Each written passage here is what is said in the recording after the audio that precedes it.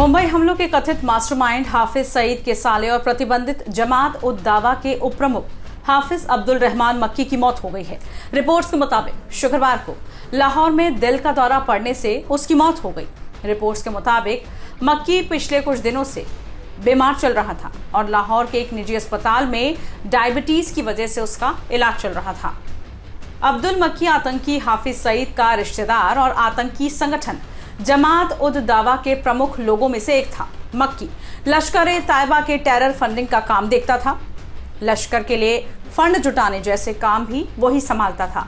वो लश्कर की governing body शूरा का मेंबर भी था। उसे 2020 में आतंकी फंडिंग के लिए एक अदालत ने 6 महीने की सजा भी सुनाई थी। सजा के बाद उसने खुद को लो प्रोफाइल कर लिया था।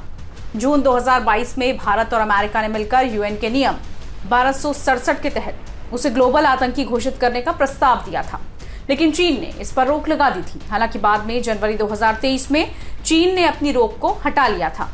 इसके बाद मक्की को ग्लोबल आतंकी लिस्ट में डाल दिया गया था।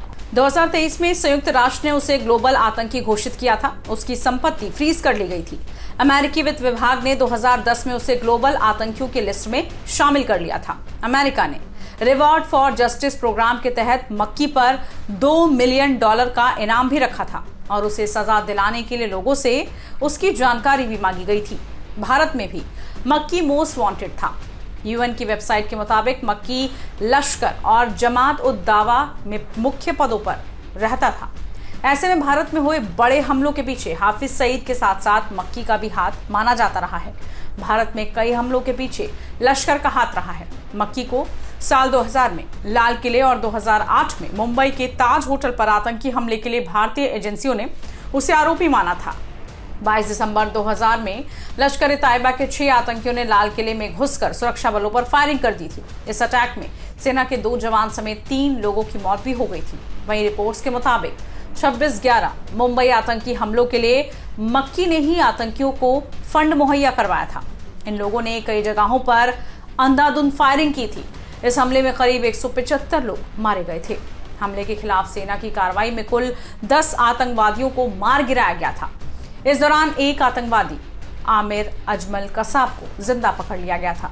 लश्कर आतंकियों ने 14 जून 2018 को राइजिंग कश्मीर के एडिटर सुजात बुखारी और 2 सिक्योरिटी गार्ड्स की भी गोली मारकर हत्या कर दी थी।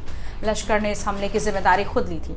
ऐसे में कई हमले भारत पर हुए हैं जिसमें लश्कर का हाथ रहा है, यानी मक्की का हाथ रहा है।